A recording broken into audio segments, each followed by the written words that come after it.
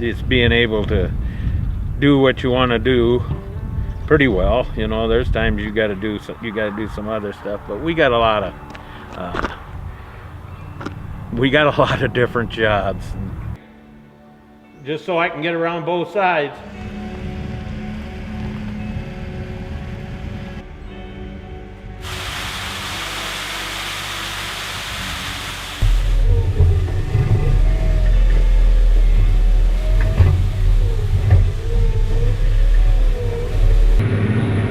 It ain't bad though, it's not better than sitting in the classroom. It sucked. I hated it for the first couple months, then I just got over the fact that I wasn't coming home. I still come home like every weekend. I pretty much know what I'm gonna do with my life once I get done anyway. Have you always wanted to do farming? Oh yeah. Ever since I was a kid. Drove a tractor? Yeah. By yourself? I don't know. It'd have been that 40-20, probably driving around the feedlot while Dad scraped pens. 8 years old. I ran a forklift into our shop while at home because it didn't have any brakes. I was probably 13 or 14 at that point. I had a day where I had a bearing go out of the feed wagon, which they go out sometimes, but then that night, all we had left was the other feed wagon. I ripped the spout right off it. Oh, really? So he was calling me. I was reaching my phone out of my pocket, and I turned, and all of a sudden I drilled the bunk with it and ripped it right off. I had him run the grain cart when he was probably 7. I was combining, and then I needed at a different end of the field I was trying to open up, and it was a power shift, so you don't have to push clutch in. So then here I told him just put it in gear and drive alongside real slow, and he could do that. He was pretty little, but he could pull the lever back to neutral and then it would stop. Yeah. So, but he wasn't big enough to push the clutch in yet. So he's always wanted to farm too. He used to ride with me when I would plant, and I used to have to fill with beans. I would make 5 rounds with the planter, and then I'd have to fill, and he knew exactly when it was time to fill. He counted all the rounds when he was little. Really? Yep. He'd say, "Oh, one more round, then we got to fill." Yeah. So that was always on top of it. Yep. That was a lot of fun. Working with RJ has been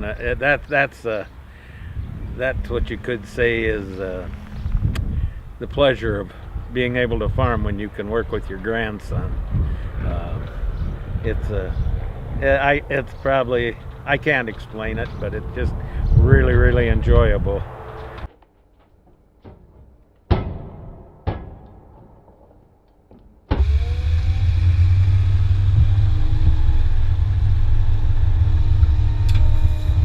Farm. When I got out of high school, I worked for my grandpa and my Uncle Joe for about 1.5 years, and then I started farming with Dad. We farmed with Dad's brothers. Yeah. Everybody farmed together for probably 7 or 8 years when I was out of high school, and then we started going on our own because our operations were growing, and all the uncles had a son that also was going to farm, so everybody kind of did their own thing. Yep.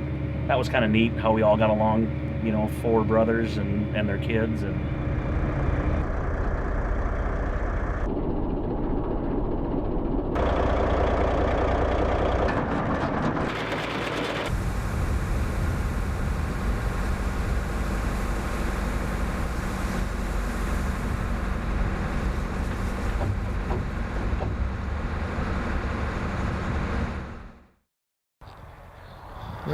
I started when I was 19. I had to go to the service and come back, I suppose, probably about 50 years. I've been selling Decalb for 40, started in 1974, so 44 years that I have. My family, or Rosie's family.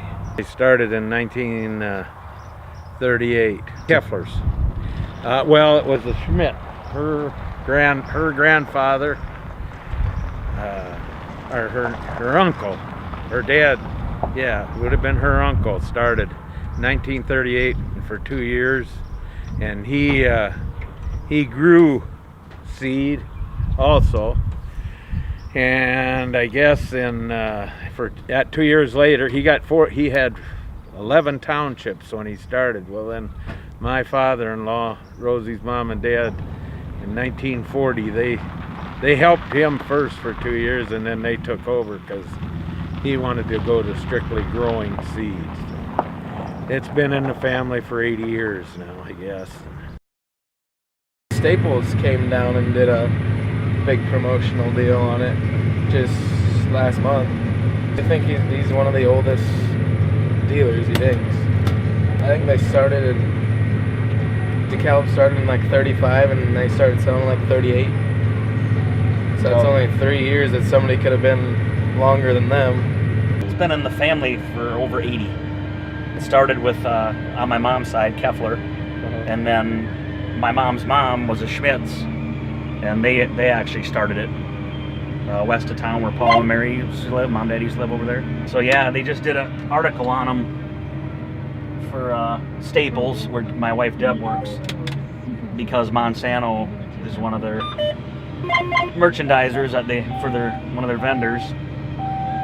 So they've been in business over 80 years, and we might be one of the longest, running Decalb dealers family that's been in the family that long.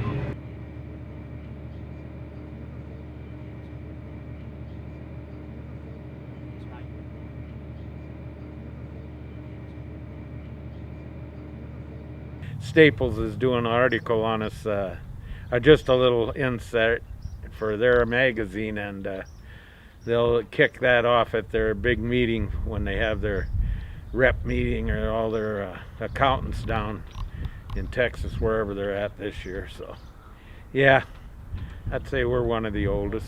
It's another thing with her, she's been part of this deal since the start. She run every piece of equipment we had except the planter.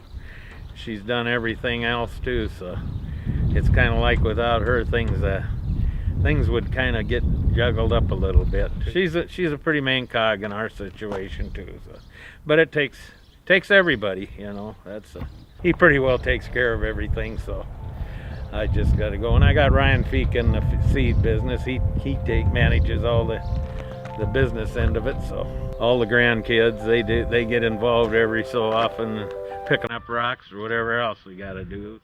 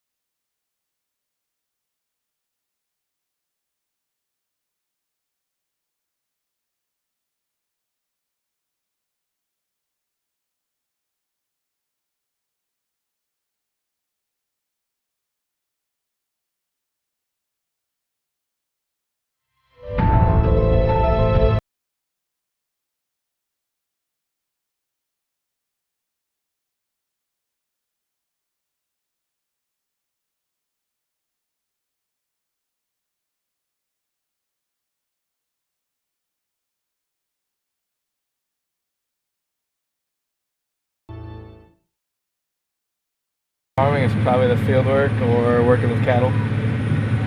You like feeding every day? Oh yeah. Does it get old? Nope. No? Maybe when they're fat it gets a little old because they're not as excited as when they're young. But yeah, when they get a couple more months, they won't be able to jump around anymore. They get pretty big. When we're delivering seed, we're doing seed, I pretty well most every day's here. I got a couple fields ready for them this year, but that was it. We got a hired man, and Christopher Luch helps us, and then RJ and Nick, and it's a family deal. So, and it works well. Been working well. He's in there all the time. So I'd rather be running my planter or sprayer or something. in the field. Yeah, I ran it a little. I ran it for like 200 acres last year, but we're spraying Acuron once on all our corn, so that's the only thing you spray. So if you screw it up or miss a spot, you don't go. You have to go back and respray it for no reason. I don't know. I really liked running the sprayer yesterday. I like doing that. And I like planting, but I don't know if I'll be able to touch the new one this year. He loves it too much. Well, it's all one deal. So right now we're farming about 2,500 acres. So I got about 3,600 head of cattle up there, and I think he said seed-wise we're selling between 9,000 and 10,000 bags of corn and 18,000, 19,000 bags of beans. It takes everybody. I mean, like Ryan and Jesse and Mike. Mark was out here helping yesterday, and he's mowing some now, so he gets involved in it when he can. You know, we feed a lot of cattle. You know, between all three of us, 3 operations, I would say 7,000 head of cattle. Wow. Yeah. Wow. Maybe 8, probably, because we feed 3,300. Jerry always feeds about 1,500. So, you know, you're close to 5,000, and Pat feeds 3,000 to 4,000. It's 8,000 to 9,000 head. Wow. Yeah. Wow. So that's pretty, for family owned, you know, we don't feed for anybody. They're all family owned cattle. It's pretty big. Yeah, that is a big operation. Yeah. Yeah, this is a brand new monitor. Is it? Yeah, it's a newer deer monitor. All my other ones have the next size older, so this is all new for me, trying to get used to it. Yeah. All the setup of it, and it's a little bit different. It just keeps getting more advanced, you know. This one here can turn on the ends if you want it. Yeah, I think it's another $500 a year on your subscription. It's capable to turn on the ends. The better accuracy you want costs more.